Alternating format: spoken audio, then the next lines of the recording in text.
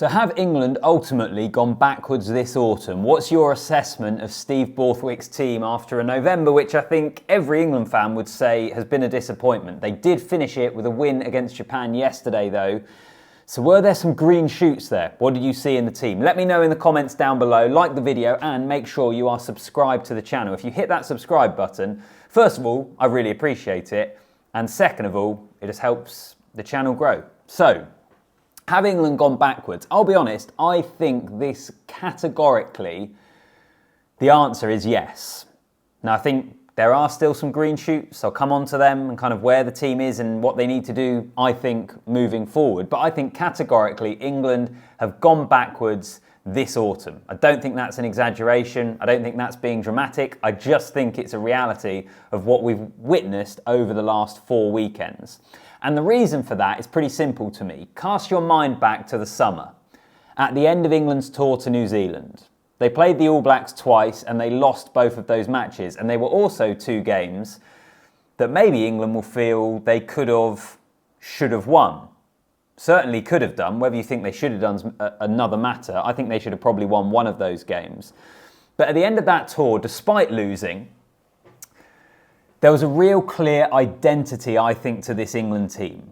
I think we all knew and understood what they were trying to do and the team they were trying to be. And we could see that in the Felix Jones style blitz defence. You could see that in how they had developed their attack over the latter stages of the Six Nations and then also into that tour. Overall, I felt pretty positive about England. You had a really clear idea of where this team was heading. How many of you could say the same now off the back of this autumn? Not many of us, I don't think. And that's ultimately why I think this is a team that have gone backwards. Because I think if you look at the attack now, yes, Marcus Smith, I think, has had a good autumn, one of the few players to have done that. But overall, it looks like an attack that is waiting for a moment of brilliance from him rather than having the structures and patterns that are consistently going to be able to trouble the best teams in the world. Their defence has looked completely at sea. Previously, it was almost the defining character of this team, you felt, was from their defence and the way in which they were trying to put the opposition under pressure and test opposition skill sets. I think they haven't looked at all like that throughout this autumn, and there've also been fitness question marks as well. Now, a few of those things obviously link back to the coaching changes in the summer. They have obviously had an impact and were always going to have an impact. But I think those are the big reasons really why now, what is the identity of this England team? What are they trying to be? They're telling us what they're trying to be, which is a team that moves the ball, that tests opposition defences, that puts them under pressure in defence, etc., etc. But we're not now seeing that. And I think we've hit a bit of a pivotal moment, I think. What will hopefully end up being a line in the sand where we look back at a moment where this team had to rediscover their identity. And I'll get back on to that in just a minute. But I also think something that's been uncovered this autumn is some issues in the strength and depth of this team. Now, England still have depth in certain positions. I think fly half, they're stacked. There's loads of teams in the world that would love to have their options at fly half. But I think overall, the strength in depth has been tested. For example, losing Ollie Chesham and him being absent through injury, I think was a massive blow. And it's been obvious on the bench, which leads me on to the question, 2 questions really for you. What England players have done well this autumn? Who's been a real positive and comes out of the last 4 weekends with credit in the bank? And which players have done badly? And I think if you look at those 2 questions, it's quite revealing for where England are, because the list of players who've done well, I think, is quite minimal. I would say Marcus Smith, who I mentioned already. You could throw Ollie Slightholme into the mix. I'd probably say Luke Cowan-Dickie, because I think he has added a bit of ballast and punch off the bench for England. He's back to being the second choice. But I don't think that list is all that long. Whereas the players who've done badly, or certainly they couldn't be considered a success this autumn, I would put at the top of that list for me is Alex Dombrandt and Nick Asikwe. And it links back to the bench, but 2 guys that I just think we've struggled now. And they're not really experienced players, but they're still close to 20 caps each, in the teens for the amount of caps that they've got. I don't think either of them have ever really looked at home necessarily at an international level for England. I would say Theo Dan, because of what I just mentioned. I think he's dropped from being second choice to third choice. And I think Ben Spencer, unfortunately for him, who is a great player in the Premiership, but again has gone from being the starter to third choice this autumn. And I think there are a lot of players that we've got question marks over, but how much did we discover about this team? I think if you look at that, for me it was quite interesting when I thought of that and I was thinking about that question, because it was kind of a reflection maybe of what we've seen from England. And again, why they maybe have gone backwards this autumn. But it's not all doom and gloom, I don't think, for this England team.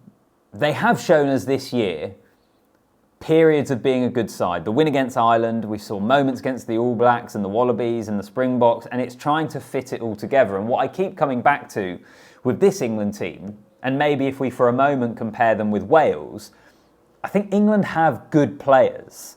Wales, I think, are part of the issue at the moment. Whilst they do have some good players, I think you're looking at the overall strength of the players available to Warren Gatland, and you're not looking at them and thinking it's a team that should be doing way better than they are. With England, I still think they have got good players there. It's about moulding them into a team. And so the question becomes, what do you need to fix?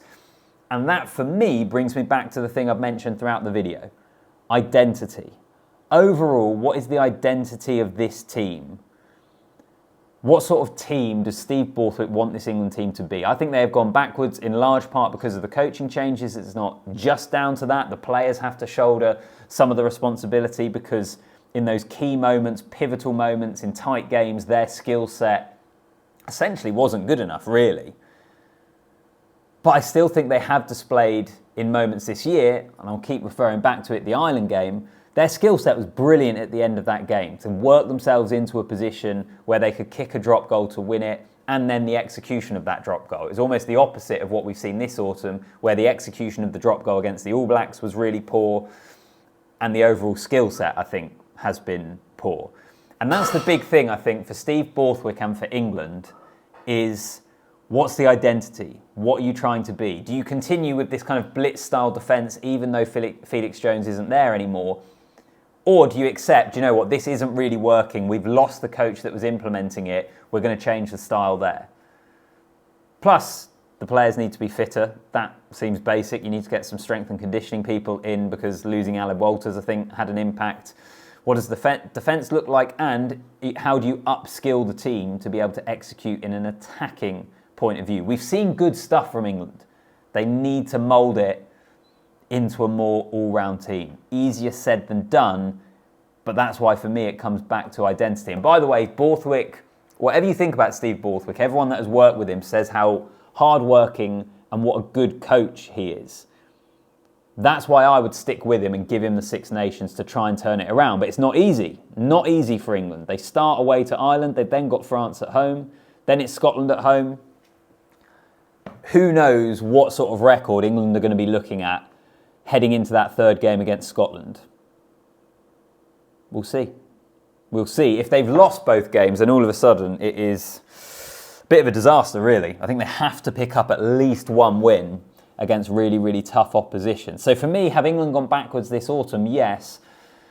Let me know if you agree with that. And then off the back of that, really, is what does this England team need to fix? What do they want to be going forward? I think that's the fascinating question now as we approach the end of 2024. Let me know what you make of it. Comment down below, like the video as well, and hit that subscribe button. And I will see you in the next one.